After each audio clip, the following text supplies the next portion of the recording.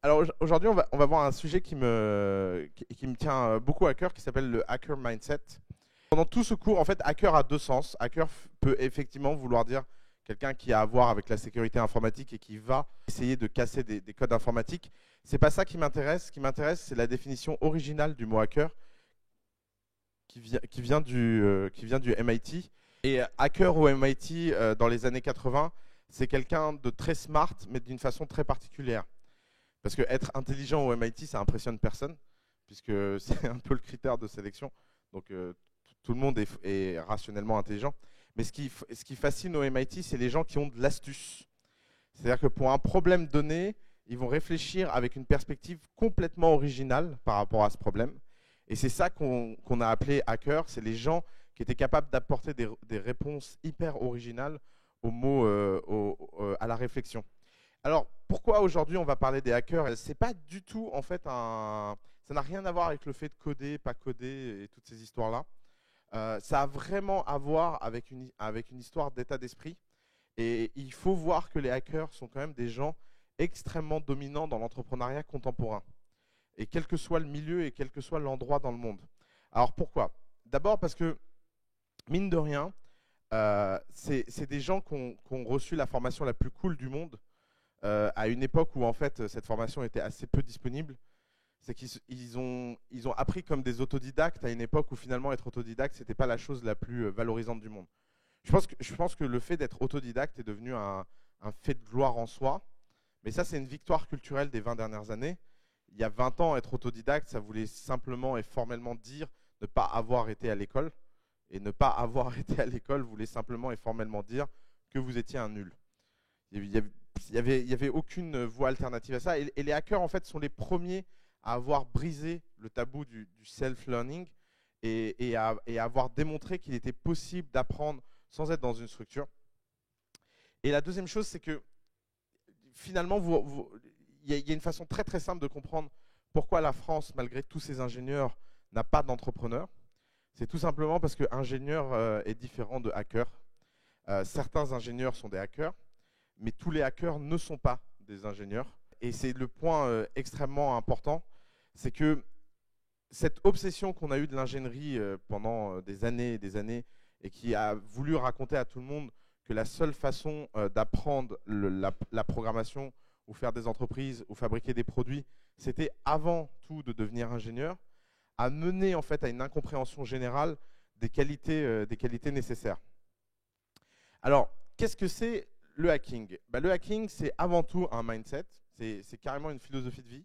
Il y a même un manifeste qui a été écrit qui s'appelle le Hacker Manifesto, qui a été écrit en 86, année de ma naissance d'ailleurs, qui a été écrit en 86 et qui démontre en fait les blocs de qu'est-ce que ça veut dire être un hacker et qu'est-ce que ça veut dire si on se reconnaît comme hacker. Donc, c'est avant d'être un mouvement technologique, c'est un mouvement culturel, c'est un mouvement culturel très profond et qui est appuyé sur un certain nombre de préceptes extrêmement fondamentaux.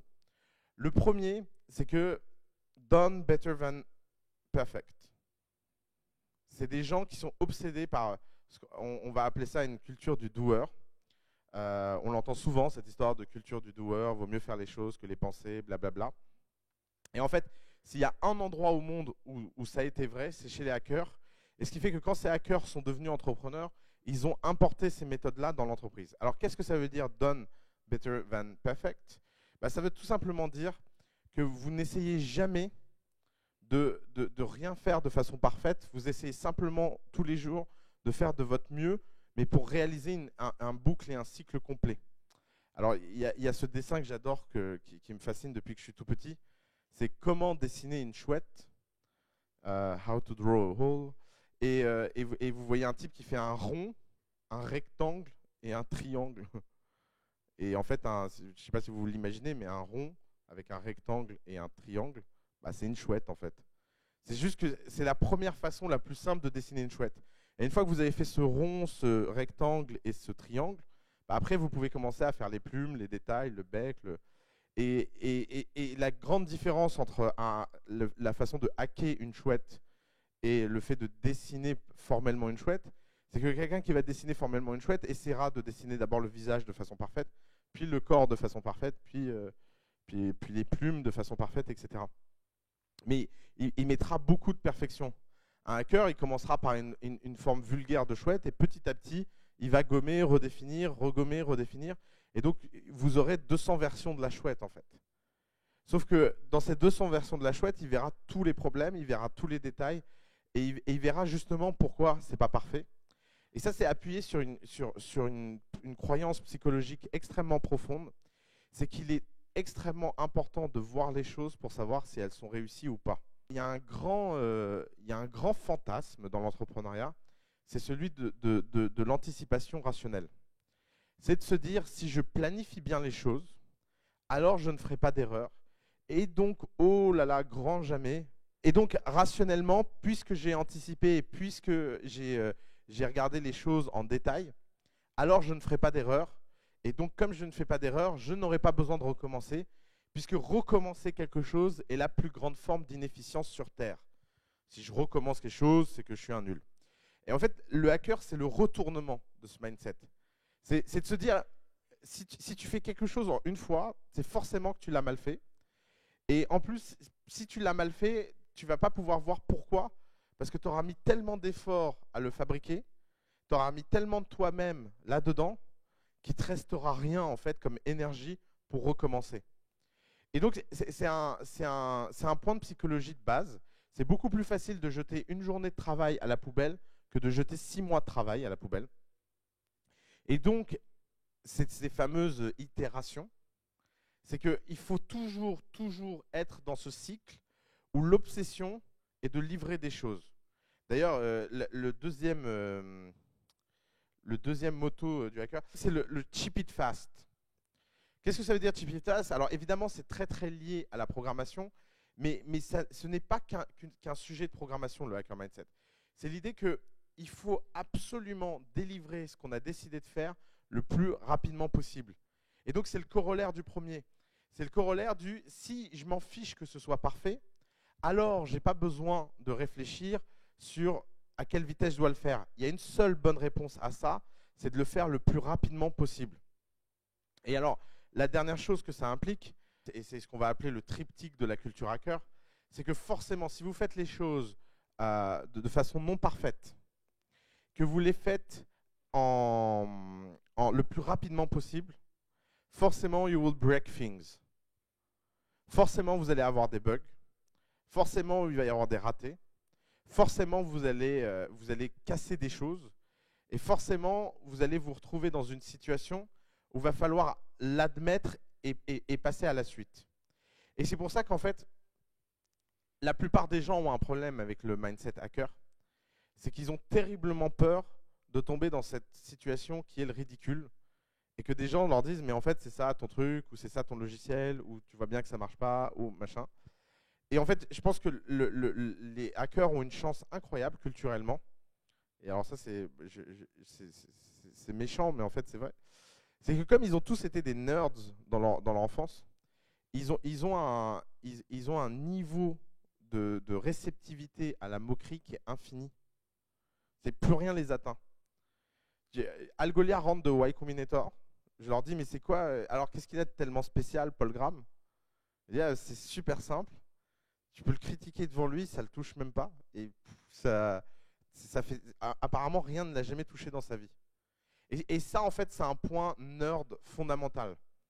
C'est que forcément, quand vous avez été la victime à l'école, après, il n'y a plus rien qui vous touche, quoi. Et c'est ce qui rend, en fait, le hacker mindset tellement fort dans l'entrepreneuriat et qui rend les hackers tellement compatibles pour devenir des entrepreneurs, c'est qu'ils n'ont absolument pas peur du ridicule. Ne l'oubliez jamais, la traversée entrepreneuriale est forcément un grand moment de solitude extrêmement ridicule. Je pense que la meilleure image pour se dire ça, c'est de se dire vous êtes sur un radeau pendant que tout le monde passe sur un yacht et vous êtes libre sur votre radeau. Ils sont tous prisonniers sur leur yacht, mais les autres sont sur un yacht quand même. Il ne faut pas l'oublier. Et donc, quand vous êtes sur un radeau, vous passez forcément pour le nul de service. Maintenant, si le radeau passe de l'autre côté de la mer et que vous survivez, au moment où vous mettez le pied sur l'autre rive, vous devenez instantanément un héros, parce que vous avez traversé sur un radeau. Et si vous mourrez en mer, personne aura le moindre... tout le monde aura un sentiment de, mais de toute façon, il n'avait qu'à pas partir sur un radeau. Vous voyez le changement de perspective. C'est que être un héros, l'entrepreneuriat, on n'est pas un héros en étant entrepreneur. La seule façon d'atteindre le statut de héros dans l'entrepreneuriat, c'est de passer de l'autre côté de la rive. Et forcément, passer de l'autre côté de la rive, c'est une expérience extrêmement solitaire. Des hackers, il y en a eu bien avant la naissance de l'informatique.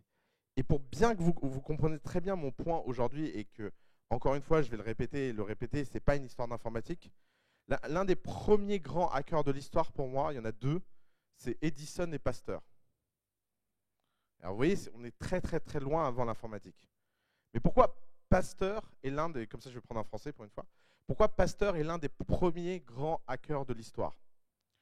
Alors je ne sais plus le chiffre exact, mais c'est quand même un type qui a fait des millions de versions de son vaccin, des dizaines de milliers à minima. Et pourquoi il a fait ça? Il a même cette citation, j'ai pas échoué 1 million de fois, c'est simplement qu'il m'a fallu 1 million de fois pour que ça marche. Et c'est une bonne perspective. Alors Pasteur, pourquoi c'est un hacker? C'est un hacker parce qu'il n'a pas de subvention. Il n'a pas de financement public massif. Personne ne croit à son histoire de vaccin. Et en plus, aucune data scientifique ne démontre que son intuition est bonne. Rien. La seule chose qu'il va faire, c'est recommencer, recommencer, recommencer et recommencer jusqu'à trouver la bonne solution. Il n'a pas mis au point son vaccin de façon théorique en pensant dans son labo. Il n'a pas fait de philosophie in armchair, comme disent les Américains. Il ne s'est pas mis dans un fauteuil, fermé les yeux et réfléchi très fort. Il a fait quelque chose, c'est qu'il est l'un des premiers dans l'histoire à avoir fait de la biologie expérimentale et à avoir testé les choses par toute petite itération. Et de ce point de vue-là, c'est un hacker extraordinaire. Edison. Alors vous connaissez tous l'histoire, non peut-être que vous ne la connaissez pas en fait, mais vous savez le cerf-volant et pour faire le paratonnerre. Bon, alors, en fait Edison s'est dit que l'énergie en fait pouvait être attirée par un élément conducteur. Et donc il a fait un cerf-volant pour attirer la foudre. Et c'est comme ça qu'il a découvert que l'énergie était, qu'il y avait des éléments qui étaient conducteurs et d'autres non. Et c'est ce qui va mener à la découverte de l'électricité. Et bien Edison, il est au fin fond d'une grange, sans aucun moyen et sans aucun... C'est pas quelqu'un qui a inventé l'électricité, parce que quelqu'un est venu le voir en lui disant voilà, je vais te donner 10 millions sur la table et tu vas mettre au point l'électricité. Il a mis l'électricité au point dans son garage. Bon, c'était pas un garage, c'était une grange. Mais vous voyez, l'idée est la même en fait. Et aujourd'hui, Edison a fondé General Electric, qui est l'une des plus grandes sociétés américaines. Alors, Edison, c'est toujours un cas un peu... Si vous tapez Edison dans Google, vous verrez, il y a des grandes controverses contre Tesla. Est-ce que c'est pas Tesla qui a tout inventé et Edison, en fait, l'a niqué en chemin et a tout pris et a volé toutes les idées. Et en fait, c'était pas un hacker, mais c'était un salaud de costard. Peut-être, mais dans ce cas-là, mon histoire s'applique à Tesla et en fait, c'est Tesla le hacker et tant pis pour Edison. Malheureusement, j'y étais pas et j'ai pas fait de recherche historique précise, donc je sais pas trop où ce débat se place. Mais le sujet fondamental, c'est que c'est des gens qui, à un moment de l'histoire, ont fait quelque chose de complètement dingue. C'est qu'ils ont montré qu'il était possible de mettre au point des choses très compliquées sans aucun moyen. Et en fait, c'est ça le sujet. Le sujet, c'est que vous avez besoin d'être convaincu en termes de mindset que vous allez pouvoir mettre au point des choses incroyables alors que vous n'avez pas de moyens. Et ça, c'est l'élément fondamental de la culture hacker. 80% d'entre vous dans cette pièce, vous êtes persuadés qu'il existe une équation linéaire entre les moyens et le résultat que vous allez produire. J'ai besoin d'argent pour réaliser des choses. Mais vous ne voyez pas qu'en fait, cette équation, elle est extrêmement fausse. L'histoire du cerf-volant. C'est Edison et ce n'est pas Benjamin Franklin. Benjamin Franklin a fait exactement la même expérience et c'est ce qu'on appelle des découvertes simultanées. Pas simultanées dans le temps, mais ce que je veux dire, c'est qu'il Successives, voilà. Ils ne se connaissaient pas et ils ont fait exactement la même expérience, sauf que Benjamin Franklin, après, il a été faire de la politique et Edison, il a été faire du business. Donc, vous voyez, le même élément fondateur dans une vie peut mener à deux trajectoires très différentes. Revenons à notre sujet. Le point, c'est que vous n'avez pas besoin de moyens initiaux pour pouvoir réaliser vos rêves. Si vous avez le bon mindset, vous pouvez toujours trouver une solution, une astuce pour pouvoir réaliser ce que vous avez besoin pour passer à l'étape d'après. Et tout ça, en fait, n'a strictement rien à voir avec la programmation ou la technologie. Pourquoi la plupart des hackers ont émergé dans une culture de la programmation? Parce que la programmation, c'est la meilleure école pour faire ça et pour apprendre cet état d'esprit. Qu'est-ce que vous apprenez fondamentalement en apprenant à programmer? Vous apprenez que pour un problème donné, il n'existe pas une solution et une seule, mais il en existe une infinité. Si par exemple, vous posez la question de comment faire un logiciel pour que les gens me donnent leur info personnelle, leur carte de crédit, combien de façons différentes il y a de faire ce formulaire et de stocker ces cartes de crédit? Il y en a une infinité. Vous pouvez le faire vous-même, vous pouvez utiliser l'API d'une banque, vous pouvez trouver des astuces, vous pouvez les stocker dans un fichier, vous pouvez les stocker dans une base de données, vous pouvez les stocker sur votre ordinateur, vous pouvez les écrire à la main. Vous pouvez les gens vous appellent et vous avez un cahier où vous notez ces informations-là. Puis vous avez un cahier bien rangé par ordre alphabétique avec des petites étiquettes. Tout ça, en fait, c'est la même chose. C'est juste que la programmation a formé beaucoup de gens à raisonner de cette façon-là et a fait que ensuite ces gens-là ont eu ce type de raisonnement-là dans tout ce qu'ils ont fait dans leur vie, sans exception. Et en fait, je ne sais pas qui a vu How I Met Your Mother, mais j'appelle ça, je pense que l'un des plus grands hackers de l'histoire est Barney. C'est évident, puisqu'il a ce point fondamental, le challenge accepted. Alors pour tous ceux qui n'ont pas vu cette série débile, il y a un personnage relativement matamore dans How I Met Your Mother. Et à chaque fois que quelqu'un lui donne un défi, il prend une posture très particulière et dit challenge accepted. Et en fait, c'est exactement ça le mindset hacker. C'est de se dire, ok, il y a quelque chose qui semble complètement improbable, et ben je vais me mettre en tête d'être persuadé de pouvoir le réaliser. Et alors, pourquoi les hackers sont tellement nombreux dans la sécurité informatique, encore plus que dans l'informatique? C'est parce que si vous voulez un domaine où les challenges sont le plus élevés et où les compétences techniques comptent le moins, c'est la sécurité informatique. Alors pourquoi je dis les compétences techniques comptent le moins? Parce qu'à compétences techniques égales, il y a une inégalité énorme entre deux hackers et un problème de sécurité. Parce que c'est jamais une compétence technique qui fera que quelqu'un arrivera à casser un code informatique par rapport à un autre. Ce qui fait que quelqu'un arrive à casser un code informatique, c'est soit parce qu'il a un peu de chance, il était au bon endroit au bon moment. C'est un peu comme la dernière faille de sécurité, la Heartbleed, où le type n'était pas du tout en train de chercher ça. Il était en train de faire des tests et bam, il a découvert la faille de sécurité la plus importante depuis 15 ans. Ou sinon, c'est parce qu'il a la bonne astuce au bon moment. Et ça, c'est une question d'imagination, ce n'est pas une question de compétence. C'est-à-dire qu'il y a des hackers informatiques qui sont très, très, très incompétents fondamentalement en informatique. C'est pour ça qu'encore une fois, ce n'est pas une question d'ingénierie. Et c'est pour ça que les hackers sont tellement nombreux dans la question de sécurité informatique, parce que la sécurité informatique, c'est la façon la plus simple d'avoir des challenges qui sont imposés par l'extérieur. Si vous vous dites, je vais hacker l'ordinateur d'Hugo, bon, bah, vous voyez, vous avez un challenge, il est tout bête. Si vous vous dites, je vais hacker la NSA, vous voyez bien que vous venez de monter le challenge de plusieurs niveaux, mais c'est toujours la même nature de challenge et c'est facile, puisqu'elle est à votre disposition. Et en plus, il y a de l'adrénaline, parce que si vous vous faites prendre, vous risquez de la prison. Et il est là le mindset hacker. Pourquoi les hackers ont tellement peu de respect pour les règles? C'est parce que fondamentalement, dans leur culture, ils se sont toujours sentis au-dessus de ces règles-là.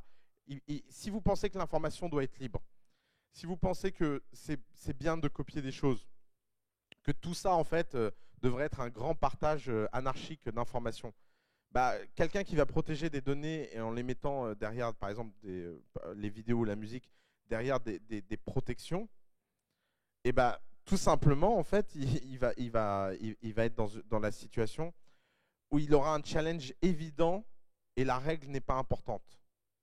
Et donc ce rapport règle-challenge est extrêmement important dans le mindset hacker.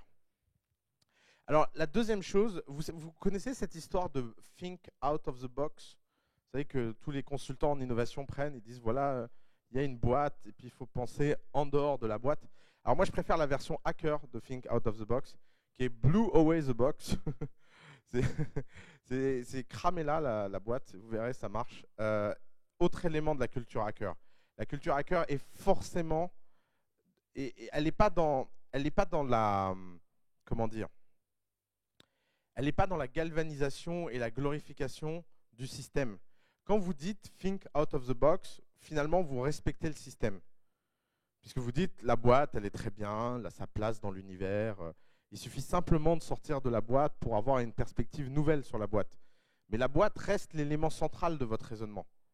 Si vous dites I'm thinking out of the box, en fait, vous dites I'm thinking respectfully out of the box. Si vous vous dites blow away the box, vous êtes dans la boîte, franchement, la boîte énerve, on la crame, on sort de la boîte, il n'y a plus de boîte. Et maintenant, on est dans un champ libre de pensée. Vous voyez que tout simplement, vous venez de faire en fait un shift culturel et un shift de pensée qui a un impact extrêmement fort. Prenons des exemples. Parce que maintenant, vous allez voir à quel point tout ça, c'est concret. Les 10 premières plateformes de musique en ligne en France. Il y a qui dedans? Bah, il y a des enfants de producteurs qui se disent papa va m'ouvrir des portes. Il y a des mecs qui ont des cousins producteurs qui se disent mon cousin va m'ouvrir des portes. Il y a des mecs qui viennent de l'industrie musicale, qui ont travaillé 20 ans comme sous-fifre à des niveaux plus ou moins différents de l'industrie musicale. Et donc, ils se disent mes anciens collègues me donneront des contacts. Et puis, il y a des gens qui aiment écouter de la musique et qui n'ont pas d'argent pour écouter cette musique. La dernière catégorie. Et puis, tous sont sur la même ligne de départ et ils démarrent.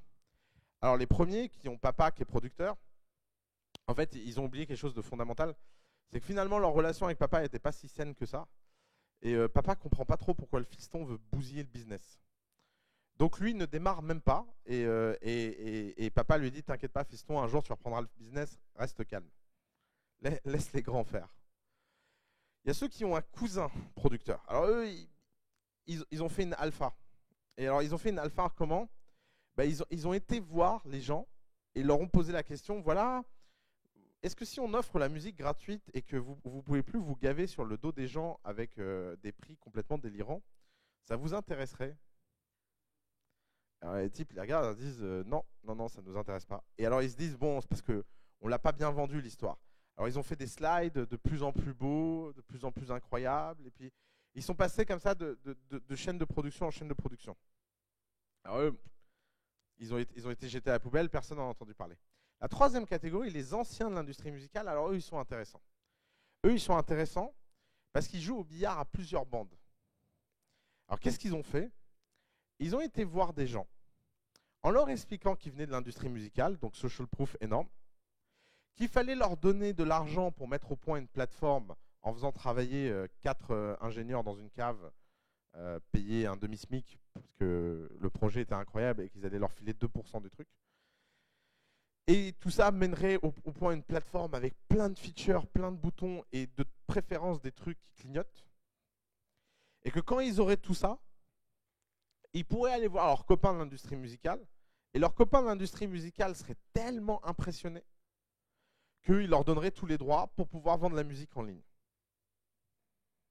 Vous voyez, le billard a plusieurs bandes, quoi. Il y a un raisonnement de on va demander à un acteur de retourner à un acteur pour obtenir d'un acteur. Et alors ces gens-là, ils ont levé beaucoup d'argent. Parce que comme l'étape numéro 1, c'est de convaincre quelqu'un des 3 bandes et que ça a l'air super smart et qu'en fait, la plupart des gens qui avaient de l'argent à l'époque ne comprenaient pas trop comment se faisait une startup, et ben, ils leur ont donné beaucoup d'argent. Puis à côté de ça, et ben, il y a les pirates. Alors les pirates, ils font quoi? Ils font un site pour leurs copains pour partager de la musique. Et puis en fait, ils disent à leurs copains, surtout, tu l'envoies à personne. Je dis ouais, t'inquiète. Puis le lendemain, ils l'ont partagé à 10 potes. Et en leur disant surtout, bon, attends, je l'ai partagé avec toi, mais surtout, tu le dis à personne. Et puis en fait, le site finit avec 100 000 personnes. Et puis tout le monde adore parce que c'est vachement bien foutu. Et là, les mecs reçoivent une lettre. Et en fait, Hacker Mindset, ils ignorent la lettre. Et puis là, ils montent à 1 million d'utilisateurs.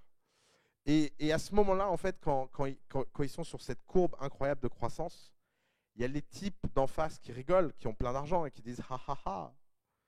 Moi, quand je vais sortir mes connexions, vous allez voir ce que vous allez voir. Ces types-là sont des amateurs. Je vais les sortir du marché. Je vais les trucs. Et puis, en fait, ce qui se passe, c'est que vous n'allez jamais contre vos utilisateurs. Et puis un jour, en fait, les types se disent de l'autre côté, mais en fait, c'est ça qu'on appelle un business. En fait, on a des clients, on a du recurring. Il paraît qu'il y a même des gens qui pensent que ça vaut de l'argent. Bon, bah, on va aller chercher de l'argent. Et quand vous allez chercher de l'argent et que vous avez déjà des millions d'utilisateurs, eh ben, en fait, ça se passe beaucoup mieux pour vous. Parce que d'un seul coup, en fait, c'est des gens très compétents qui vous donnent de l'argent. Plus des types qui ont des copains, qui connaissent des copains. Et en fait, l'industrie s'est complètement retournée. Et si vous regardez aujourd'hui les 3 plus grosses plateformes de musique en ligne qui ont marché, les 3 ont commencé en piratant. Les 3. Il n'y en a pas une seule qui a commencé en jouant avec les règles, c'est-à-dire en allant voir les gens et en passant des accords, et qui a réussi. Pas une. Et alors, ça c'est dans la musique. Mais appliquez ça à tous les domaines du monde. Demander la permission pour pouvoir faire des choses, c'est la meilleure façon pour ne jamais rien faire. Parce que c'est quoi le corollaire de ça? Le corollaire de ça, c'est Napster. Parce que là, vous pouvez me dire, oui, mais attends, Napster, t'es mignon, mais ils ont fait le hacker mindset et ils ont fini en faillite et avec des lawsuits qui les ont ruinés pour 10 ans. Effectivement, je n'ai pas dit que le hacker mindset menait forcément à la réussite. J'ai dit quelque chose de plus subtil. C'est que le seul espoir de réussir, c'était de passer par là. Parce que, à l'inverse, tous ceux qui ont joué dans les règles, ils ont tous échoué. Mais tous ceux qui n'ont pas joué dans les règles n'ont pas tous échoué. Mais ça ne veut pas dire qu'il n'y a pas un problème de timing, il n'y a pas un problème de machin. D'ailleurs, Spotify aurait jamais été possible si Napster n'était pas passé par là. Parce que Napster les a tellement traumatisés, ils ont dépensé tellement d'argent pour le tuer, que quand il y en a 10 autres qui sont venus, les mecs ont dit ouais, ok, on jette l'éponge. Allez, par ici, l'accord de droit. Et en fait, c'est ça le sujet. Le sujet, c'est que fondamentalement, toute création d'entreprise est un conflit. Vous avez forcément un moment ou un autre un conflit avec quelqu'un. Si vous ne gênez personne, c'est que ce que vous faites n'a aucun sens. Si vous avez personne qui se dit oulala, c'est une menace ce que je suis en train de faire, c'est que fondamentalement, vous avez un problème. C'est-à-dire que ce que vous faites n'est pas assez ambitieux ou pas assez important. Et donc, en quoi l'esprit hacker peut être d'une grande utilité de ce point de vue-là? C'est que tout simplement, blow away the box, break things, ship it fast, tout ça, en fait, ça vous met dans une situation où vous avez le bon rythme pour pouvoir avancer avec la bonne vitesse pour ne pas être empêché par qui que ce soit. Pourquoi les hackers sont tellement dominants dans le business? C'est pas parce qu'ils savent programmer. Si tous les gens qui savaient programmer étaient hackers, alors on serait dirigé par les ingénieurs. Mais si les hackers sont tellement dominants dans l'entrepreneuriat, c'est parce qu'ils ont la bonne attitude mentale pour gagner la bataille. Pourquoi? Parce que ce n'est pas des gens qui essaient de gagner la guerre. Ils gagnent des batailles. Et alors, petit cours de Sun Tzu. Dans le Hacker Manifesto, Sun Tzu est cité en long, en large et en travers. Je ne sais pas pourquoi, le mec... Mais il y a une phrase qui m'a marqué, c'est le grand guerrier ne cherche jamais à gagner la guerre, il se contente de gagner toutes les batailles. Et alors, c'est hyper profond, parce que ça résume fondamentalement l'erreur que font tous les entrepreneurs. Tous les entrepreneurs qui démarrent la première fois, ils essaient de gagner la guerre. Et d'ailleurs, pour gagner cette guerre-là, ils sont même prêts à perdre des batailles.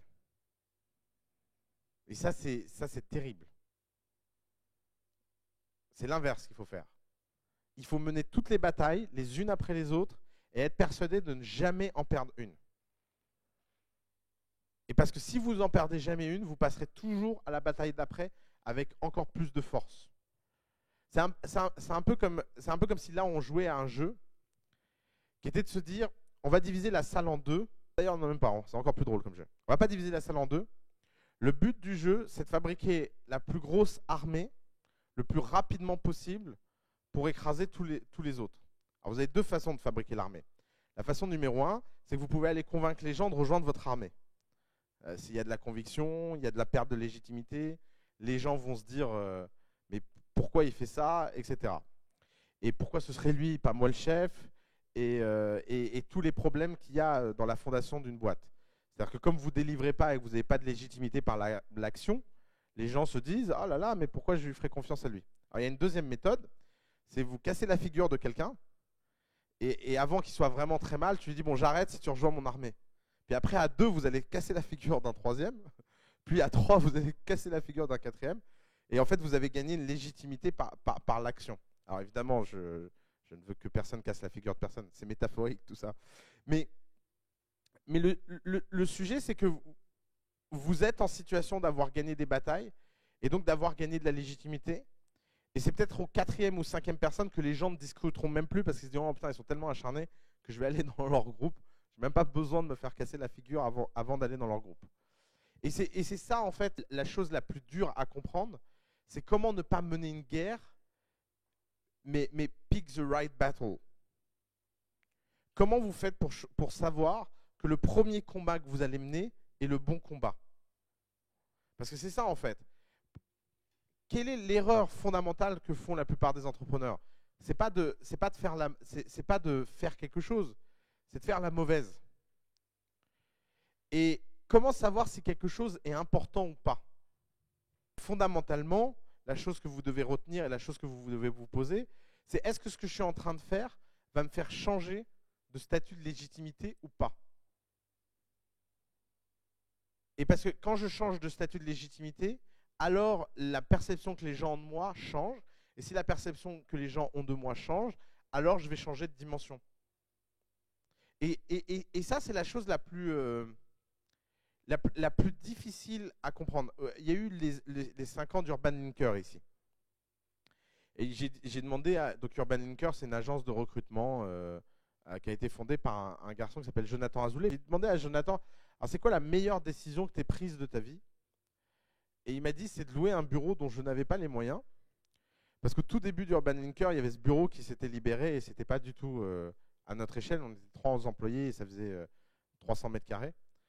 Mais je l'ai pris quand même parce que je me suis dit, oh, bah, je trouverais bien des gens à qui le sous-louer. Et comme ça, si je grossis, bah, j'aurai de la place.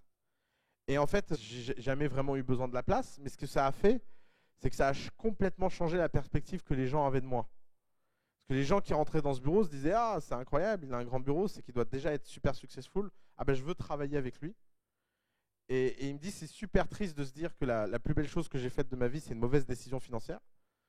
Mais en fait, cette mauvaise décision financière a été la meilleure décision entrepreneuriale. Elle est où la distance entre une décision entrepreneuriale et une distance de gestion? C'est qu'une décision de gestion essaye d'optimiser votre survie sur le long terme. Quand vous prenez une bonne décision de gestion, de ne pas dépenser quelque chose, d'économiser quelque chose, etc., vous prenez en fait la décision d'augmenter votre vie sur le long terme. Pourquoi? Parce qu'une société, c'est juste le montant de ses gains et de ses dépenses mensuelles. Si vous dépensez moins, bah, vous avez moins besoin de gagner. Et si vous avez moins besoin de gagner, bah, vous avez plus de probabilité de pouvoir le gagner et donc votre vie augmente. Mais il y a un problème dans ce raisonnement, c'est que la seule façon de gagner, c'est de prendre les bonnes décisions de dépenses et de monter à la bonne échelle au bon rythme. Et c'est en ça, en fait, que mener des batailles, c'est un problème très compliqué. Et s'être entraîné dans un sujet comme le hacking avant peut énormément aider. Mais parce que même si vous ne faites pas quelque chose d'informatique, même si vous n'en avez rien à faire de la technologie, le seul sujet, en fait, c'est d'apprendre la bonne façon de penser face aux problèmes. Vous verrez, si vous apprenez à programmer, vous verrez qu'en fait, soit vous apprenez à programmer de la pire façon qui soit, c'est-à-dire que vous apprenez les principes théoriques et vous les descendez, vous faites ce qu'on appelle computer science, et en fait, vous apprenez une science. Soit en fait, vous ne comprenez rien à ce que vous faites, mais ça marche. Et quand on ne comprend rien à ce qu'on fait et que ça marche, alors là, on est un hacker. Et là, en fait, on commence à comprendre en fait, et à être confortable sur quelque chose qui vous aide à passer à l'étape d'après et qui vous fait admettre que finalement, il n'y a pas besoin de comprendre tous les détails pour continuer à construire. D'ailleurs, au passage, vous êtes jamais demandé, par exemple, vous utilisez tous Dropbox, vous êtes jamais demandé pourquoi dans Dropbox on ne pouvait pas sous-partager un dossier qui avait déjà été partagé. Je ne sais pas si vous avez déjà eu ce problème, mais nous on l'a tout le temps. C'est que vous ne pouvez pas, si vous partagez un sous-dossier, le dossier au-dessus n'est pas partageable. Et alors, c'est un truc qui me gonfle et je ne comprends pas qu'une boîte qui a autant d'argent n'ait pas en fait résolu ce problème qui semble quand même assez idiot. Et en fait, un ingénieur de Dropbox cette semaine m'a expliqué que en fait, il ne savait pas pourquoi. J'ai dit quoi? Il dit ben non, on n'en sait rien du tout. Ouais, ça nous gêne aussi, mais en fait, impossible de retrouver pourquoi en fait ça fait. Et comme à chaque fois qu'on essaie de le faire, ça crée des bugs qui sont trop critiques, pour l'instant, les gens trouvent un hack eux-mêmes, ils créent des dossiers ailleurs et puis ils départagent et repartagent. Et on le voit bien, nos utilisateurs passer des heures à faire ça, mais bon, qu'est-ce qu'on peut faire? Et je me suis rendu compte qu'en fait, Dropbox, par exemple, c'est l'archétype type de la boîte fabriquée par des hackers. Tous les ingénieurs, j'ai des amis qui ont fait leaks et qui sont partis à Dropbox, ils ont eu des sueurs froides. Ils se sont dit, mais il n'y a pas de process, il n'y a aucune méthode, il n'y a pas de doc. Quand tu as une question, on te dit, ouais, demande à Drew Houston, le type est censé être PDG de la boîte, mais il dit, ouais, la ligne de code, elle est par là. Et en fait, c'est hyper angoissant d'un point de vue structure, parce que c'est le bordel. Il n'y a pas d'autre mot, en fait. Mais pourquoi ce bordel est caractéristique de toutes ces boîtes-là? Parce que tout simplement, si ça n'avait pas été le bordel et s'ils avaient optimisé les mauvaises choses, ils auraient passé plus de temps à faire de la documentation plutôt que parler à leurs utilisateurs. Ils auraient passé plus de temps à réfléchir proprement les features plutôt que réfléchir à la façon la plus rapide de le faire pour la tester et la déployer. Et que quand ça marche, ça marche. Et ça, c'est un autre point, c'est never fix something that works. C'est tant que ça marche, bon, bah, on continue. Et on avance, en fait. On avance. On n'a pas de problème avec ça. Alors, 3 autres éléments qui montrent à quel point les hackers sont tellement dominants dans l'entrepreneuriat. Il y a 3 autres blocs fondamentaux dans la culture hacker. Le premier, c'est bring your friends. Je ne sais pas comment l'expliquer, mais en 98, sur Internet, il y avait très peu de gens. Très peu de gens. Et Internet était un sujet très facile. Par exemple, l'un des premiers sites Internet que j'ai fait est sur Diablo 2. C'était un jeu vidéo. Et c'était tous les trucs et astuces et comment... alors, j'avais un truc que j'adorais faire quand j'étais gosse. C'était ouvrir les jeux en hexadécimal. Alors là, je vais vous parler chinois, mais en fait, un fichier binaire en fait a une représentation hexadécimale en base 16 exactement. C'est pour ça que ça s'appelle hexadécimal. Et c'est plus facile à lire que du binaire, tout simplement en fait. C'est la façon la plus simple de se le représenter. Et en fait, quand vous regardez un fichier en hexadécimal, si vous êtes suffisamment patient, vous pouvez voir qu'à un moment, il y a des problèmes de combinaison. Et simplement en changeant des lettres au hasard et en testant ce que ça fait, bah, des fois, vous aviez des bonus qui se libéraient, genre vie infinie. Alors vous trouviez, c'est un peu comme de la génétique, vous finissiez par trouver la séquence qui code par exemple la vie, et puis vous disiez ouais mon personnage, bah, tiens je vais essayer cette séquence, et boum, alors soit il était tout le temps mort et le jeu ne démarrait plus, ça marche, ça arrive aussi, soit en fait vous aviez de la vie infinie. Et donc ce site internet collectait l'ensemble des hacks hexadécimales que j'avais trouvés et je les partageais avec des gens. Faites ça aujourd'hui, vous avez 13-14 ans, vous faites ça aujourd'hui, bah, vous êtes seul. D'ici que quelqu'un sur Internet le trouve, en fait, c'est assez dur. Et c'est ce qui est drôle, c'est que ça n'a jamais été aussi facile de disperser de l'information de très haute qualité sur l'Internet. J'arrête pas de vous le dire. La distribution est devenue une commodité. Gangnam Style, c'est 1,6 milliard de vues très rapidement.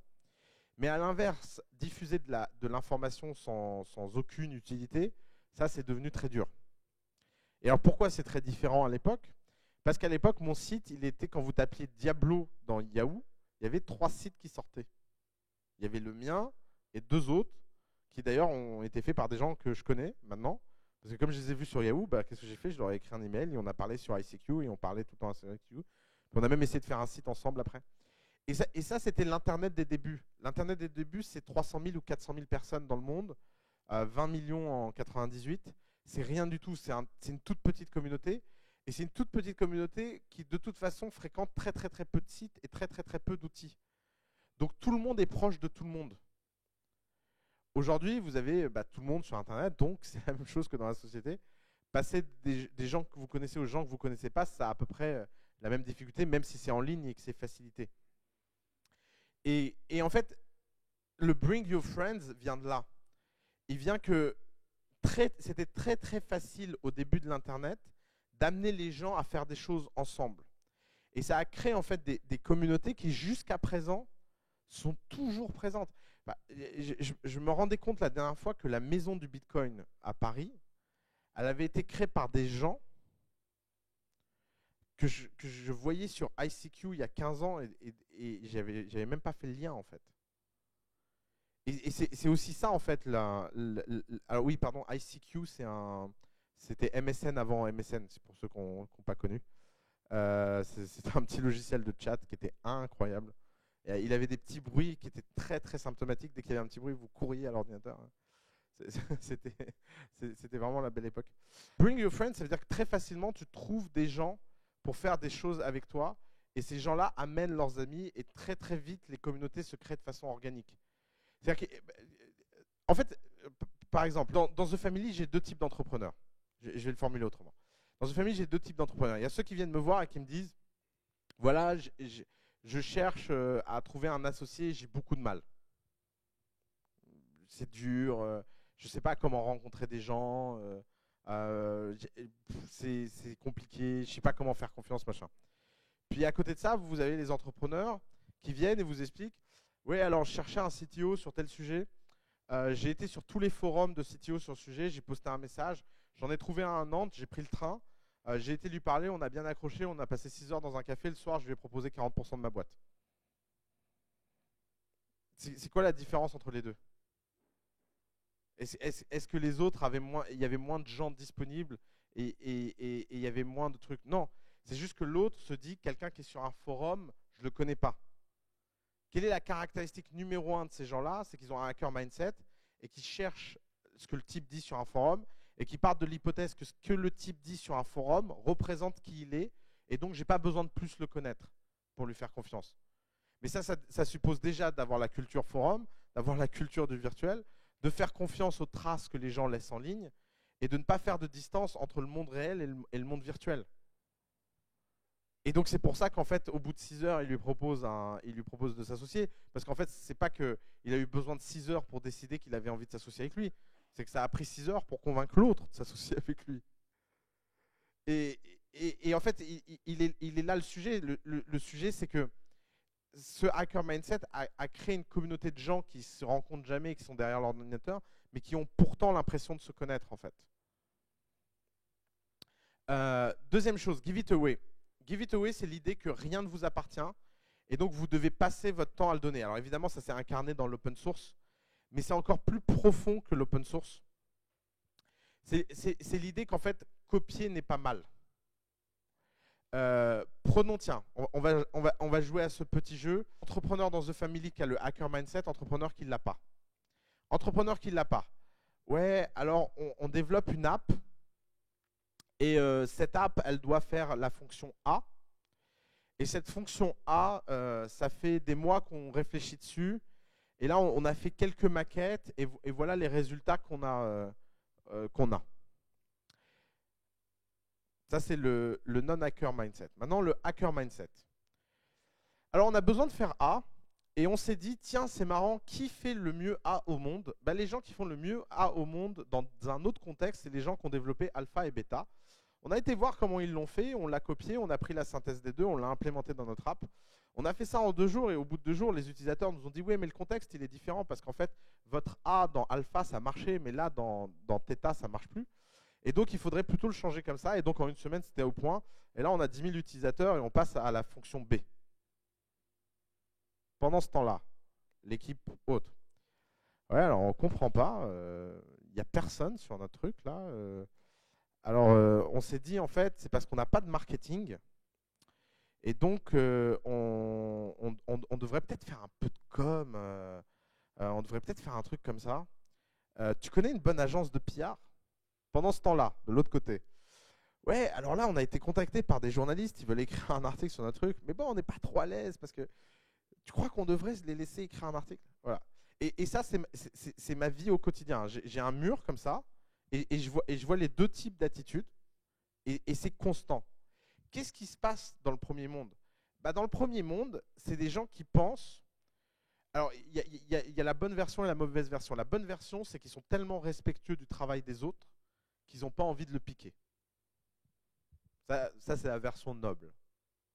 Il y a une version un peu moins noble, c'est qu'ils sont tellement bouffis d'ego qu'ils sont persuadés qu'ils pourront résoudre un problème en quelques mois qui a pris des années à résoudre pour les autres.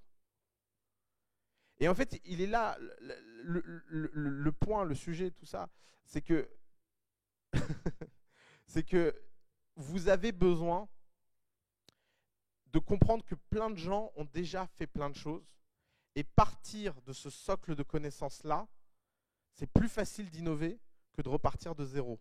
Parce qu'en repartant de zéro, vous allez refaire tout le chemin. Et alors ces gens-là ont une caractéristique fondamentale, c'est qu'ils sont super contents de laisser les autres copier ce qu'ils font. Et c'est comme ça que l'open source s'est développé. Prenez Twitter. Twitter invente un framework CSS incroyable qui s'appelle Bootstrap. Quel est le premier réflexe de Twitter? C'est pas de le garder en se disant ah, c'est génial, on aura un meilleur CSS que les autres. C'est de dire ouais, c'est pas important pour notre business, on le donne.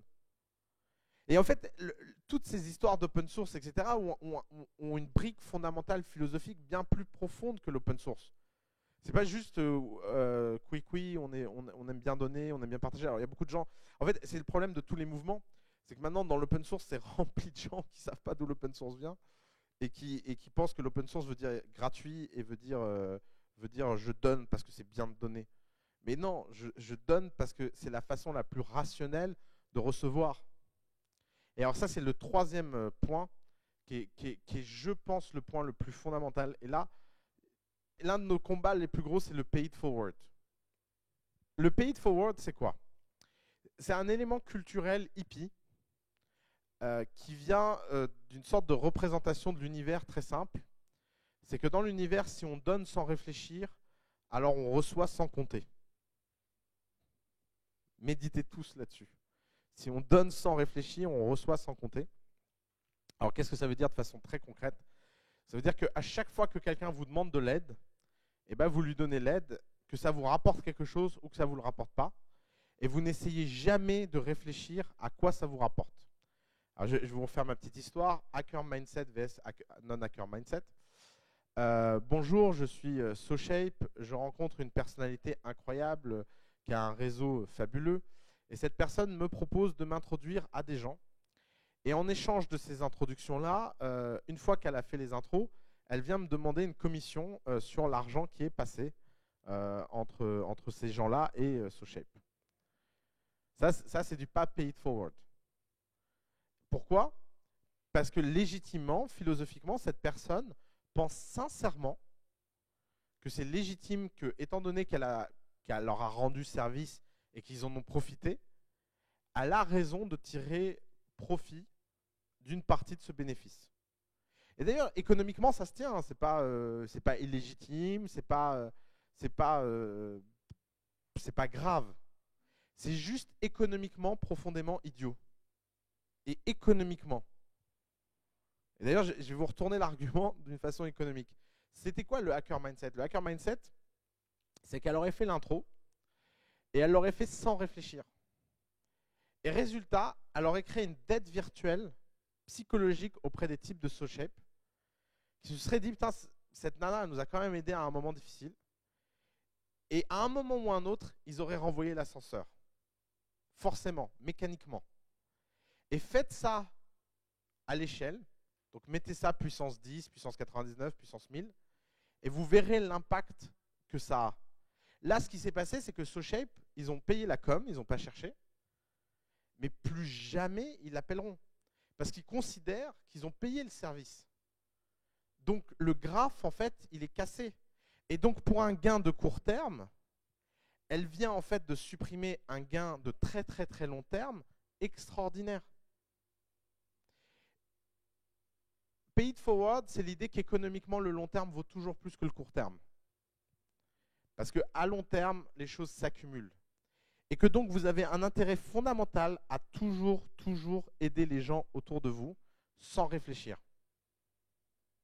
Par exemple, un des pay it forward qu'on fait, c'est qu'on ne reçoit pas que les entrepreneurs de The Family. Et Dieu sait que ça me coûte. Et Dieu sait que ça me coûte en temps, en air, en morale, en tout ça. Mais le sujet, il est ailleurs. Le sujet, c'est que peut-être qu'un jour, ils deviendront des entrepreneurs de The Family, peut-être qu'un jour, ils feront autre chose. Et puis d'ailleurs, même si ce n'est pas le cas, on n'en attend rien, parce que la seule chose qu'on essaie de créer, c'est un mouvement positif en faveur de l'entrepreneuriat. Donc forcément, il faut payer ce coût. Et en fait, payer ce coût participe à notre gain. C'est profondément et intrinsèquement corrélé. Et donc, le pay it forward, c'est cette culture qui veut que si vous allez dans la vallée et que vous rencontrez n'importe qui, vous verrez que n'importe qui vous aidera. Et ça, c'est incroyable de voir ça à l'échelle d'une ville. Toute personne qui va dans la Silicon Valley revient complètement surpris de l'attitude générale des gens.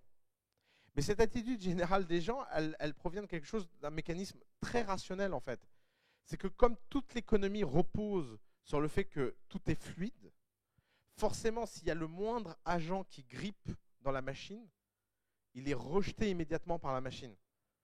Et qu'est-ce qui se passe? Est-ce que ça veut dire qu'il y a des gens qui ne sont pas paid forward dans la vallée? Bien sûr que oui, ça veut dire qu'il y a des gens qui ne sont pas paid forward. Mais qu'est-ce qui arrive aux gens qui ne sont pas paid forward? Ils ne réussissent pas. Parce qu'en n'étant pas paid forward, ils ne rentrent pas dans la machine, et n'en rentrant pas dans la machine, ils n'arrivent pas à créer de valeur. Et la machine est devenue tellement grosse qu'elle est culturellement homogène. À Paris, ce n'est pas vrai. À Paris, si vous êtes paid forward, vous pouvez vous sentir très longtemps très seul. Vous pouvez donner et donner et donner, et tu donnes et tu donnes et tu donnes, et puis il n'y a rien. Ça fait un peu début de sketch. Et en fait, c'est pas très grave. Parce que c'est comme toute machine. Vous savez, avant les voitures, pour les démarrer, il y avait une sorte de manivelle dans le moteur et il fallait produire un mouvement mécanique hyper fort pour démarrer la machine. Et ben, c'est exactement la même chose. La culture du pay it forward, vous avez forcément besoin dans un écosystème toxique de la démarrer très difficilement. Et vous avez de la chance, vous êtes d'un petit groupe, vous vous connaissez tous à peu près sur Facebook, et vous pouvez tous vous rendre des services. D'ailleurs, vous le faites assez naturellement en fait. Je ne sais même pas pourquoi je fais ce cours moi. Mais, mais peut-être que ça le renforcera et que vous le ferez encore plus. Alors, alors j'ai posé la question de façon très provocatrice sur mon Facebook ce matin. Je me suis demandé, en faisant ce cours, en fait, je me suis dit, mais c'est marrant ça. Pourquoi 90% des emails que je reçois ont une réponse sur Google et en première page? Et en fait, je me suis rendu compte que c'est parce que le mindset hacker n'est pas très disponible et n'est pas très présent dans cet écosystème. La règle numéro 1 d'un hacker, c'est qu'on ne pose une question que si on n'a pas trouvé la réponse soi-même. Et le fait d'apprendre par soi-même tous les jours et de tous les jours monter son savoir personnel, c'est quelque chose de fondamental. C'est quoi le monde d'hier comparé au monde d'aujourd'hui? Le monde d'hier, c'est que l'information était faiblement disponible. Vous n'aviez pas de moteur de recherche. Aujourd'hui, vous pouvez poser n'importe quelle question dans Google et avoir une réponse. Ce qui veut dire que là, dans cette pièce, même la personne la moins informée, la moins talentueuse, la moins tout ce que vous voulez, est infiniment plus en avance que la personne la plus talentueuse et la plus informée d'il y a 30 ans. C'est mécanique. Il y a 30 ans, il y a des types qui pouvaient se la péter parce qu'ils connaissaient des informations par cœur. C'était les singes savants. Ils savaient tout sur tout. Maintenant, n'importe qui a un iPhone dans sa poche n'a plus besoin de ça. Posez n'importe quelle question et vous avez à peu près une réponse. Et en plus, c'est que le début. Mais est-ce que la mentalité des gens vis-à-vis de ça a changé? Non. Parce que c'est quoi le problème de l'Internet?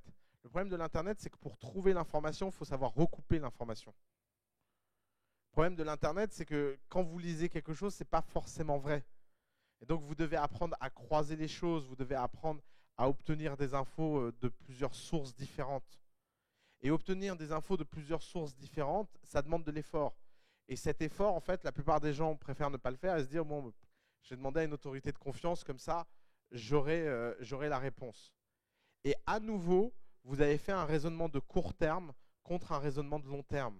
Parce que même si à court terme, passer par votre autorité de référence, et je suis flatté que ce soit moi, même si à court terme, vous passez par une autorité de référence, ça vous apporte un gain qui est que vous avez gagné du temps, à long terme, votre perte, c'est de ne pas savoir développer cette capacité sur les sujets où les autorités de référence n'y connaissent rien. Et le sujet numéro 1, c'est l'innovation. Pourquoi les gens les plus innovants du monde sont les gens les plus informés? Si vous regardez n'importe quel inventeur, créateur, chercheur, entrepreneur qui a fait quelque chose d'important dans sa vie, qu'est-ce qu'ils partagent tous et quelle est leur caractéristique commune fondamentale? Au-delà des caractéristiques que vous pouvez imaginer, c'est qu'ils ont tous un niveau d'information pratiquement insensé par rapport au sujet qu'ils traitent. Vous imaginez, prenons un exemple tout bête, vous imaginez le nombre d'articles que je lis par semaine? Est-ce que je considère que c'est une perte de temps? Je pourrais quand même prendre mon téléphone et appeler des gens quand j'ai des questions. Je connais plein de gens qui sont stylés et je pourrais leur dire, ah ouais, là je me demande. Non, parce que le sujet en fait, c'est que devenir intime avec l'information, accumuler l'information, apprendre à la chercher, apprendre à la croiser, apprendre à la challenger et apprendre à la communiquer, ces 4 piliers fondamentaux vont faire de vous un bon entrepreneur. Parce que fondamentalement, l'entrepreneuriat, en fait, c'est ces 4 tâches répétées, répétées, répétées, répétées à l'infini, à un point où vous devenez un skill master. Et d'ailleurs, petite minute, je ne sais pas si je vous l'ai déjà dit, mais regardez tous le film Jiro Dream of Sushi. Qui a vu Jiro Dream of Sushi? Ok, les autres, regardez-le. Ça t'a pas plu? Ah non, non, non, non, non. Non, non, faut le regarder en entier une fois. Vous allez passer un mauvais moment, vous allez vous faire chier. Mais essayez de comprendre ce qui se passe dans la tête de ce type. Regardez, vous êtes un grand maître sushi. Et vous avez développé une technique fondamentale, incroyable, pour que les sushis que vous fabriquiez soient les meilleurs sushis du monde. Comment vous faites pour transmettre ça? Comment vous faites pour scaler? Vous vous rendez compte que la seule chose qui vous différencie de tous les autres maîtres sushis du monde, c'est simplement que vous avez fait beaucoup plus de sushis avec beaucoup plus d'intention que tout le monde cumulé et réuni. Et donc, vous faites rentrer tout le monde dans un process qui est de leur dire, tu n'auras le droit de faire du riz chez moi, et le riz, je le considérais comme mangeable, que si tu l'as fait pendant 10 à 15 ans de suite. Personne n'a envie de faire du riz pendant 10 à 15 ans sans avoir de gratification. Vous imaginez aller dans un restaurant où on vous explique que pour avoir le droit de mettre la nourriture que vous fabriquez dans la bouche d'un client, il faut en moyenne 8 ans. Et encore, on parle juste du riz, je ne vous parle même pas de couper le poisson. Vous imaginez l'effet immédiat que ça provoque chez 99% des gens qui veulent un travail chez Jiro. Mais chez les 1% qui restent, qu'est-ce qui se passe? Ils rentrent dans ce processus qui est un processus en fait d'accumulation de l'information. Ils développent des choses dans leur cerveau qui est que quand ils entendent l'eau bouillir, ils savent que l'eau bout à la bonne température ou pas. C'est très poétique, ne rigolez pas. Ils savent à la couleur du riz si le riz est mangeable ou pas, parce qu'ils en ont tellement vu qu'ils développent ce qu'on appelle de l'instinct. C'est quoi la différence entre quelqu'un qui a de l'instinct et quelqu'un qui n'en a pas sur un sujet donné? C'est tout simplement quelqu'un qui a de l'information et quelqu'un qui n'a pas d'information. Mais l'information, ça ne veut pas dire lire quelque chose une fois. Ça, ce n'est pas de l'information. Ça, c'est une donnée. La distance entre la donnée et l'information, c'est de transformer une donnée en quelque chose que vous savez par cœur, qui vous est intime. Et ça, c'est vrai dans tous les domaines. C'est vrai dans la programmation, c'est vrai dans la peinture, c'est vrai. Très intéressant, tiens. Vous savez comment on apprend à programmer dans la plupart des écoles d'ingénieurs? Moi, c'est un truc qui me fascine, ça. On prend les gens et on leur donne une feuille de papier et on leur dit tu vas faire ton programme sur une feuille de papier. Alors quand je dis école d'ingénieur, je ne parle pas des écoles d'ingénieurs en informatique, je parle vraiment des... Si vous allez à l'X par exemple, vous avez des cours d'algorithmique et vous prenez votre cahier et puis on vous fait faire au point votre algorithme sur un cahier et seulement si votre algorithme est juste sur le cahier, alors vous prenez votre ordinateur, vous vous mettez derrière votre ordinateur et vous tapez votre programme. Comment apprennent les gens sérieux qui font de la programmation? Programme un truc, ça marche pas. Ils se disent tiens, c'est bizarre, ils recommencent, ils tweakent, ils font, ils machin, ils complexifient, ils factorisent, ils développent, blablabla. Et puis ça marche. Quelle est la différence entre les deux? C'est exactement la même chose que les peintres qui passent des heures et des heures à imaginer ce qu'ils vont peindre et juste ceux qui le peignent et qui corrigent et qui corrigent et qui corrigent. Et ça s'appelle faire des esquisses. Faire des esquisses, c'est la façon la plus simple d'apprendre à dessiner. Si vous apprenez à dessiner en passant d'œuvre parfaite en œuvre parfaite, en fait, vous vous améliorerez jamais. Tout simplement parce que vous ne développez pas le bon coup de crayon, vous ne développez pas le bon coup. Et c'est la même chose intellectuellement dans les sujets plus intellectuels. Quelle est la bonne façon d'embaucher et de virer les gens? C'est d'embaucher 1000 personnes et d'en virer 1000. Forcément, la millième fois, je ne vais pas continuer mes métaphores dans tous les domaines, mais vous voyez où je veux en venir. C'est que forcément, petit à petit, à force de faire quelque chose, vous vous mettez en situation de devenir maître de ce quelque chose. Et c'est là où, en fait, où beaucoup d'entrepreneurs sombrent. C'est qu'ils font leur entreprise en pensant que c'est un sujet de conception. Ah, je vais concevoir ce que j'ai envie de faire. Je vais imaginer ce que j'ai envie de faire. Non, faites-le. Faites-le tous les jours et petit à petit, vous concevrez en fait. Parce que le travail de conception vient toujours a posteriori du travail d'exécution. Et c'est que quand vous avez l'impression d'être en retard, que vous faites bien les choses. Si vous avez l'impression d'être en avance et d'avoir bien préparé les choses, vous êtes foutu. L'anticipation, c'est la pire chose que vous puissiez faire. Alors, comment adopter ce mindset hacker en dehors de la programmation? Il y a deux grands exercices que vous pouvez apprendre à faire. Le premier, c'est le fait d'imaginer pour chaque entreprise que vous essayez de faire une méthode artisanale de lancement. Donc, par exemple, vous décidez de faire une plateforme de vente en ligne de tabourets. Voilà. Vous voyez ce tabouret? J'en ai 10 000 dans la cave, là. Je n'ai pas de bol. Je veux les vendre en ligne. Quelle est la façon la plus rapide de vendre 10 000 tabourets en ligne? La façon la plus simple de vendre 10 000 tabourets en ligne, c'est d'en vendre 100 devant chez vous, 1000 à leurs copains, et les 9000 restants, les 8900 restants en ligne. Qu'est-ce qui se passe si vous essayez de vendre 100 fois un tabouret et que vous arrivez à le vendre 100 fois un tabouret? C'est que forcément, vous allez devoir parler à 1000 personnes. Parce que la probabilité que chaque personne à qui vous parliez de ce tabouret l'achète est très faible. Et donc, au bout du 1000e discours, vous allez être super au point sur comment décrire ce tabouret. C'est tout bête. Alors que comment font la plupart des entrepreneurs? Ils voient ce tabouret, ils le regardent et ils font une description, ils la mettent en ligne et ils se disent « Ah là, c'est fait ». Mais le problème, c'est que c'est pas fait en fait. Vous n'avez pas trouvé la phrase clé. Bon, je vais vous avouer un truc. Il y a un domaine dans lequel ça se vérifie plus que les autres. J'avais un jeu quand j'étais plus jeune, c'est d'aller dans une soirée et convaincre une fille de rentrer avec moi. Et j'ai découvert qu'il y avait des phrases clés.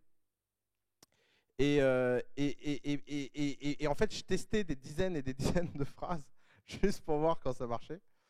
Et il y en a une qui est killer et qui en plus se répercute en ligne et marche super bien en ligne. Mais je ne vais pas vous la donner. Bon, coucou. À une soirée, un type qui vous dit coucou, déjà, ça le classe dans une autre catégorie. C'est pas le salut, tu t'appelles comment? Non, non, coucou. T'as pas encore trouvé chaussure à ton pied avec une bouille pareille? Et c'est killer comme truc. c'est le taux de réponse sur les sites de rencontres est de l'ordre de 80% avec cette phrase. Et j'en ai testé plein. Et, et en fait, le sujet, c'est que, alors là, en plus, vous vous dites, mais il est complètement dingue, etc. Mais en fait, non. C'est parce qu'à force d'avoir testé des phrases, à force d'avoir testé des choses, je ne fais plus ça. À force d'avoir testé des phrases et tout ça, forcément, en fait, vous finissez par développer un très très grand instinct sur qu'est-ce qui. Parce que c'est pas juste la question de la première phrase. Ensuite, c'est la question de la deuxième phrase et de la troisième phrase, etc. Mais en fait, cette première phrase, c'était la façon d'ancrer le plus haut la personne. Non, mais c'est quoi ce cinglé en fait. Et en fait, à partir de ça, vous pouvez construire plein de choses. Alors évidemment, ça ne marche pas dans 100% des cas. Tout ça, c'est juste des histoires de probabilité, mais ça marche super bien. Et en fait, le sujet, c'est que l'entrepreneuriat, c'est la même chose. Vous auriez pu essayer de mettre en point une phrase en réfléchissant à qu'est-ce que la bonne phrase. Vous pouvez aussi tester des dizaines et des dizaines et des dizaines de phrases et juste voir les datas et juste voir où ça vient. Mais le fake it until make it et le try it until make it, c'est quelque chose qui doit être une philosophie de vie. Vous devez vraiment vous mettre en position de... par exemple, je vais vous raconter une anecdote moins drôle mais plus professionnelle. En ce moment, un des grands jeux à The Family, c'est de faire rentrer des boîtes qui ont déjà levé beaucoup d'argent. Parce que quand même, c'est beaucoup plus simple d'aider des gens qui ont déjà réussi que d'aider des gens qui ne savent pas comment démarrer. Sauf que vous voyez bien le problème. Le problème, c'est que fondamentalement, un mec qui a déjà levé plein d'argent, il va se dire mais qu'est-ce que The Family peut m'apporter ? J'ai déjà pas mal de réussite et tout. Et alors nous, on pense sincèrement que c'est surtout à ces gens-là qu'on peut apporter des choses magiques. Mais ça, c'est un autre débat. Et donc comme nous, on est persuadé de ça, mais que la perception de cette valeur est très faible, il faut trouver la bonne façon d'argumenter, la bonne façon de rentrer chez les gens, etc. Bah, qu'est-ce qu'on fait ? On n'a même pas fait une réunion à se dire c'est quoi les arguments. On n'en a même pas fait une. Ce qu'on a fait, c'est que Jean et moi, tous les jours, on parle à des boîtes matures et on leur propose de rentrer. Et à chaque fois qu'on arrive à en faire rentrer une, on se la pète auprès de l'autre avec quel argument était killer. Et résultat, nous deux, on apprend. Et par exemple, j'étais bloqué sur une boîte parce qu'ils n'arrivaient pas à gober le pourcentage qu'on demandait. Et on ne veut pas baisser nos prix parce qu'on ne baisse jamais nos prix, on négocie jamais à The Family. Et alors comment vous faites pour baisser ? Et Jean a trouvé le truc. Il dit, t'as qu'à leur dire qu'on leur prend le pourcentage qu'on prend comme s'ils étaient rentrés dans The Family, qu'on applique la dilution qu'on aurait vécue avec leur levée, et que ça donne le pourcentage final qui n'a un pourcentage pas négocié.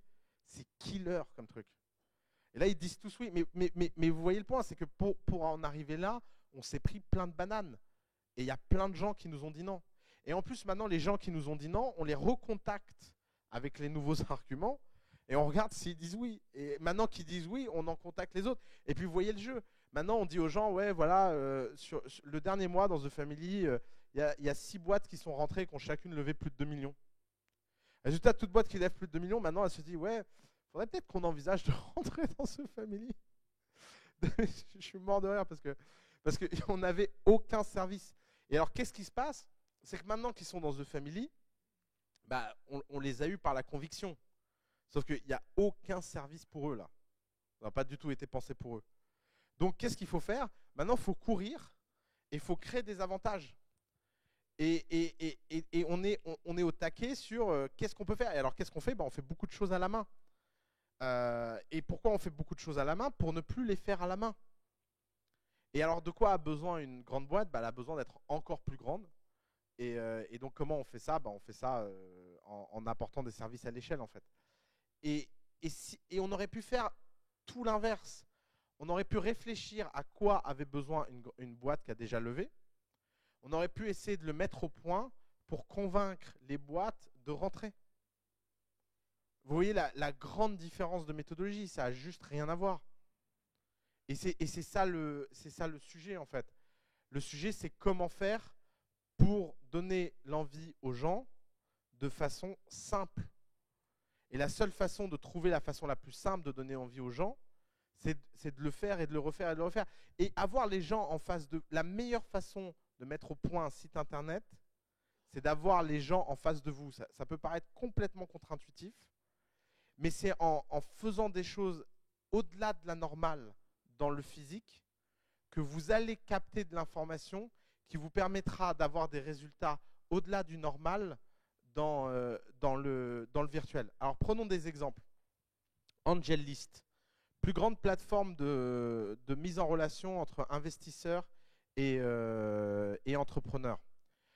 AngelList, ils ont eu un début assez classique. Ils ont levé de l'argent auprès de leurs copains. Ils ont mis au point une plateforme et la plateforme n'a rien donné. Très classique. Et puis à ce moment-là, ils ont fermé la plateforme et ils ont lancé une newsletter où tous les jours, ils racontaient aux gens des deals, etc. La newsletter est devenue un succès énorme. Ils ont lancé une plateforme et aujourd'hui, c'est une boîte qui vaut plus d'1 milliard. Et pourquoi? Parce qu'ils ont créé l'usage avant de créer le produit. Donc le produit n'était qu'une évidence par rapport aux troubles de l'usage. Un autre exemple, on a une boîte chez nous qui s'appelle AirDetox. AirDetox, ils ont commencé dans un groupe Facebook. On a Switch. Switch, c'est technologie de parking dans la ville. Ils ont commencé avec des panneaux dans la rue pour dire aux gens, si tu veux cette place, paye-moi 5 €. Et les gens s'arrêtaient, se disaient, ah bon? Et c'est comme ça qu'ils ont lancé l'app. Et ils l'ont lancé dans 3 rues. Donc vous voyez à quel point en fait le fait de trouver la bonne façon de faire de façon artisanale ce que vous voulez faire à l'échelle, c'est la meilleure façon d'acquérir de l'information le plus rapidement possible. Pourquoi je vous raconte tout ça, même si je sais que fondamentalement vous n'allez pas tous devenir des hackers? Parce que même si vous n'êtes pas un hacker, vous devez comprendre en quoi les hackers vous sont supérieurs au jeu entrepreneurial. Et je le dis formellement. En quoi les hackers vous sont supérieurs dans le jeu entrepreneurial? Parce que c'est la seule façon que vous allez pouvoir trouver pour les attirer et les faire travailler pour vous. Vous avez 2 choix. Soit vous devenez vous-même un hacker, et c'est un choix qui passe par beaucoup d'apprentissage, et qui passe par beaucoup d'efforts, et qui passe par le fait de vous reprogrammer le cerveau et les réflexes. Et surtout, ne le faites pas en faisant une boîte. Faites-le en faisant un projet le plus rapidement possible, ou faites une boîte où vous vous en fichez si ça va réussir ou pas. Mais ce que je veux dire, vous ne rajoutez pas le stress de quitter votre boulot et faire ça. Devenez un hacker du dimanche avant de vouloir devenir un hacker. Ça, c'est la voie longue. On va dire c'est la voie non hacker du devenir un hacker trop tard. Après, il y a un hack. Le hack, c'est finalement prétendre en fait que vous êtes un hacker. Le prétendre tellement bien et le faire tellement bien semblant que les autres hackers vont penser que vous en êtes un et de devenir très très bon à les diriger. Si vous voulez faire une boîte qui compte, vous avez besoin d'être entouré de hackers. Les hackers attirent naturellement les autres hackers. Si vous n'êtes pas un hacker vous-même, vous pouvez très très très bien le devenir juste mentalement et dans l'état d'esprit et en créant un vrai paradis pour les hackers. Mais donc, ça suppose, de savoir faire la différence entre un ingénieur et un hacker. La pire chose qui puisse vous arriver, c'est de tomber sur un ingénieur à la fondation de votre boîte. Et quand je dis un ingénieur, je parle en termes de mentalité. 80% des boîtes que je vois mourir meurent sous une mentalité d'ingénieur. C'est toujours la même histoire. C'est un type un peu naïf qui rencontre un type très très très compétent. Et ce projet est complètement bousillé par le type compétent. Vous faites un réseau social dans le sport. Personne ne l'utilise, le réseau. Personne ne sait à quoi il sert. Mais par contre, l'ingénieur qui l'a mis au point a fait une base de données qui peut recevoir 1 milliard de requêtes à la seconde. Classique. Et puis, incroyable la base de données. Hein. C'est d'ailleurs tellement incroyable que quand votre startup aura fait faillite, Google l'embauchera. Vous aurez payé sa formation à Google. Et en fait, ça c'est le point, c'est que comprendre la culture hacker, ça vous évitera ces erreurs de recrutement. Vous avez besoin de filous, vous avez besoin de gens qui avancent vite, vous avez besoin de loulous, non pardon, C'était pour voir si vous suivez. Vous avez besoin de gens qui, par-dessus tout, aiment apporter de la valeur dans le court terme. Et si vous arrivez à créer un paradis sur Terre pour ces gens-là, parce que ces gens-là, dans les entreprises traditionnelles, sont très très très mal vus. Ces gens-là, dans les entreprises traditionnelles, n'ont aucune place. Ces gens-là, dans les entreprises traditionnelles, sont toujours la risée de leurs collègues parce que forcément, ils ont tendance à faire des choses un peu cassées. Ces gens-là, si vous leur donnez le bon milieu, ils peuvent faire des choses magiques. Donc, à défaut de devenir un hacker, dites-vous que vous allez devenir le dresseur de hackers le plus extraordinaire du monde. Parce que, fondamentalement, faire une entreprise incroyable, c'est faire une équipe incroyable. Alors, il y a deux façons de faire une équipe incroyable. Soit vous êtes incroyable et vous attirez les gens incroyables, soit vous savez très très très très bien gérer les gens incroyables et vous savez très très bien vous mettre à leur service et à leur disposition. C'est l'un ou l'autre. Je ne pense pas qu'il y en ait une qui soit plus efficace que l'autre. Je ne pense pas qu'il y en ait une qui soit plus courante que l'autre. D'ailleurs, si vous regardez l'histoire de toutes les entreprises contemporaines, c'est vraiment, il y a vraiment les deux choix.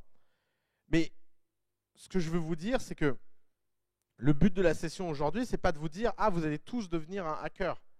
Non, c'est que vous allez tous, à minima, créer un milieu qui est compatible pour le hacker mindset, parce que c'est le hacker mindset qui fera que vous n'allez pas vous sombrer en fait dans la complexité de votre entreprise. Sombrer dans des verres d'eau, c'est la façon la plus simple de rater sa boîte. Et les gens qui se noient dans des verres d'eau, il y en a plein.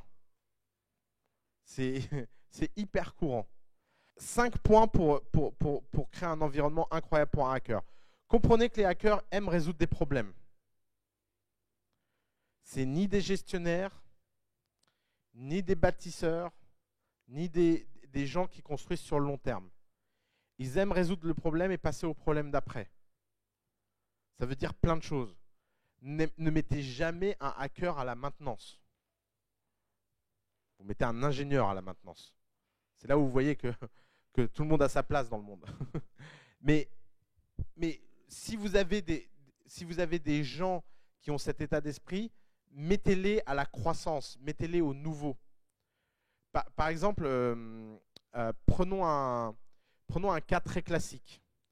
Vous avez un vendeur qui a un mindset hacker. Il est incroyable, à chaque fois que dans votre entreprise, il a chopé tous les premiers contrats et il a mis en place toutes les premières personnes qui ont rejoint l'équipe hyper facilement et il a trouvé toutes les bonnes techniques pour aller débaucher les vendeurs des autres boîtes. Quelle est l'erreur fondamentale à ne pas faire? Le mettre chef des ventes. Là c'est le début de la cata. Type, il va devoir faire des reportings, des réunions, gérer les problèmes psychologiques des gens. Il va complètement dépérir. Quelle est la bonne chose à faire? Vous le mettez dans une nouvelle ville pour ouvrir une nouvelle équipe. Vous voyez la différence? Les deux sont une forme de promotion. Il y en a juste une qui est adaptée à la philosophie de la personne et une autre qui ne l'est pas. Et alors, c'est quoi le problème avec la plupart des hackers? Des vrais hackers, ceux qui ont vraiment l'esprit break things, etc., au fond d'eux, c'est qu'ils ne le savent même pas eux-mêmes. Et donc, en fait, ils rêvent de devenir chef des ventes. Ils rêvent de devenir chef des ingénieurs. Ils rêvent de devenir chef de projet ou je ne sais pas quoi. Et tout l'enjeu pour vous est de réussir à leur faire comprendre que ce n'est pas leur truc et qu'ils devraient mieux chercher quelque chose d'autre et trouver leur place autrement. Les hackers font les pires managers du monde. Parce que par définition, leur seul boulot, c'est de casser de la structure. Toute organisation sociale, à un moment donné, a besoin d'une structure. Prenez Google, par exemple. Google, ils ont résolu ce problème de façon incroyable. Dans Google, vous avez deux entreprises. Vous avez l'entreprise des gestionnaires et l'entreprise des hackers. L'entreprise des gestionnaires, elle est responsable de AdWords. C'est processé, c'est millimétré, personne n'a le droit de donner son avis, ça tourne tout seul et ça crache 37 milliards. Et ça sert à quoi? Ça sert à ce que des gens dans un labo qui s'appelle Google X puissent faire ce qu'ils veulent comme ils veulent. D'ailleurs, tiens, les sociétés automobiles sont nulles, elles n'ont pas compris notre idée de Google Self-Driving Car. Bon, bah fabriquons de zéro une voiture. On va acheter une usine, on n'a que ça à faire. Et d'ailleurs, la voiture, le cycle de développement moyen d'une voiture, c'est 5 à 10 ans, un truc comme ça. Et ben nous, on va la fabriquer en 12 mois. Parce que pourquoi attendre? C'est juste une question de hack. Et la pire chose, c'est que si Sergey Brin était resté dans la gestion de la boîte, je pense que la boîte aurait sombré en fait. Très sincèrement. Je pense qu'il n'y aurait rien qui tournerait. D'ailleurs, tout le monde disait chez Google il y a 5 ans, c'est une cata cette boîte, il n'y a rien qui tourne. Aujourd'hui, c'est la boîte la plus processée et la plus brillante du monde de ce point de vue-là. Mais ça ne veut pas dire qu'ils n'aient pas conservé à côté. Alors ça, c'est une forme de modèle. Il y a plein d'autres modèles. C'est aussi inviter des fois les gens à faire autre chose de leur vie. Donc, comprenez bien que le but du jeu pour un hacker, c'est de résoudre des problèmes. La deuxième chose, c'est que fondamentalement, un hacker pense qu'il ne faut jamais résoudre le même problème deux fois. Et alors ça, si vous voulez comprendre à quel point c'est quelque chose de profond dans la culture hacker, allez sur n'importe quel forum informatique et posez une question. Et vous allez voir comment vous allez vous faire insulter. On dirait qu'il y a même des mecs qui sont payés juste pour ça, pour venir insulter les types qui ont posé une question dont la réponse a déjà été apportée dans le forum. Ouais, tu sais pas utiliser le moteur de recherche, crétin. Bon, d'accord. Pardon. Ça, c'est un point important, mais c'est un point qui est très très favorable à l'entrepreneuriat et qui vous est très favorable si vous le comprenez. Si votre boulot, c'est de gérer une petite usine de hackers, votre boulot, c'est de documenter ce qu'ils font, parce que ce n'est pas eux qui le feront, pour que les nouveaux hackers n'aient jamais besoin de le faire. Alors ça peut paraître ingrat de se dire que son boulot, c'est de documenter le boulot des autres, mais en fait, c'est incroyable. On n'imagine pas à quel point, à l'intérieur d'une entreprise, la documentation peut tout changer. Prenons un exemple bête. À The Family, Internet tombe toutes les 15 minutes, à peu près, quand on est chanceux. Et il y a tout un process pour voir tout ce qui peut faire que Internet ne marche pas et redémarrer Internet. Et il y avait une seule personne qui le connaissait. Résultat, les coupures duraient 1 heure, le temps que la personne vient, etc. Maintenant qu'on a un document dans lequel c'est expliqué étape par étape, et bah en fait Internet n'est jamais down très longtemps. Vous voyez comme un simple petit document Word peut tout changer? Parce que vous vous dites oui mais c'est pas très grave, mais si en fait c'est très grave. Parce qu'il y a toujours un effet Murphy. Comme par hasard, la personne n'est pas là le seul jour où Internet est vraiment down. Comme par hasard, la personne s'est occupée d'autre chose alors qu'elle n'a pas vu que l'Internet était down. Et les autres ne savaient pas que c'était elle la personne qui avait. Et etc., etc. Et en fait, ce genre de problème à l'échelle peuvent être résolus si vous avez cette pratique hacker incroyable qui est de toujours tout documenter de façon très précise. Et en fait, les hackers documentent pour les autres, mais ils documentent rarement pour eux-mêmes. Donc vous avez besoin, par exemple, Google, ils ont résolu ce problème de façon très simple. Tous les ingénieurs doivent documenter le code des autres ingénieurs. Mais ce qui s'applique au code peut s'appliquer à tout. Ça peut s'appliquer à la vente, ça peut s'appliquer au marketing, ça peut s'appliquer... par exemple, y a des sociétés qui documentent très précisément tous les pubs et tous les slogans qui ne marchent pas sur Internet. Parce que qu'est-ce qui se passe à chaque fois que quelqu'un arrive au document marketing? Bah, il pense aux 100 premières pubs qui lui viennent à l'esprit et c'est tout le temps les mêmes. Donc savoir que ça a déjà été testé, c'est le meilleur moyen de commencer. C'est la même histoire que tout à l'heure. Au lieu de commencer de 0, vous commencez de 100. Faites attention. Si vous avez des gens qui sont ont un esprit hacker, la chose qui les perturbe le plus au monde, c'est de s'ennuyer. Ne les laisser jamais s'ennuyer. D'ailleurs, il y a une phrase que je trouve très drôle. Boredom is evil. Et je pense que l'ennui est vraiment maléfique en fait chez ces gens-là. Parce que quand ils s'ennuient, ils vont forcément trouver une façon de plus s'ennuyer. Et c'est peut-être pas une façon qui est en votre faveur. Pour plein de raisons. Donc, trouvez toujours des nouveaux challenges et gardez votre organisation sous tension créative. Vous êtes tous, d'une façon ou d'une autre, amenés à faire un business dont l'avantage comparatif sur les autres business est son imagination et sa créativité. L'un de vos avantages comparatifs les plus énormes, c'est la créativité. Et notamment, si vous faites des business traditionnels, vous pouvez croire que ce n'est pas le cas. Mais en fait, la seule chose qui sauve dans ce monde, dans le business, c'est d'être les plus créatifs. Regardez les 1000 entreprises les plus impressionnantes du monde. Elles ont toutes réussi à être créatives à des endroits où on ne les attendait pas. Regardez Starbucks. Quelle est la différence entre Starbucks et tous les autres coffee makers? C'est qu'en termes de process et en termes de back-end, c'est les types les plus créatifs du secteur, de très très loin. Ils arrivent à automatiser des choses que peu de gens pensent que c'est automatisable. Quelle est la différence entre, prenons une entreprise qui est très traditionnelle, dans le métier de conseil? Quelle est la différence fondamentale entre un McKinsey et les autres? Parce qu'on peut se dire, oui, McKinsey embauche les meilleurs, etc. C'est assez faible en fait comme explication. Oui, mais pourquoi ils ont tellement de moyens? Parce que c'est un cycle. Ouais, mais justement, pourquoi les gens payent un TJM, un taux journalier moyen tellement élevé? Dans un monde où l'intelligence est devenue une commodité, pourquoi ça perdure? Pourquoi ça se maintient? Il y en a plein d'autres qui ont une pourquoi le TGM de BCG est 40% inférieur alors que la notoriété de BCG est à peu près équivalente? En fait, fondamentalement, c'est les seuls à avoir une base de connaissances unifiée qui est incroyable. Chez McKinsey, chacune mission mène à une documentation de la mission incroyable et qui doit rentrer dans une base où tous les McKinsey boys y ont accès et ça participe. Et c'est pour ça que des fois, ça donne ce sentiment de copier-coller permanent.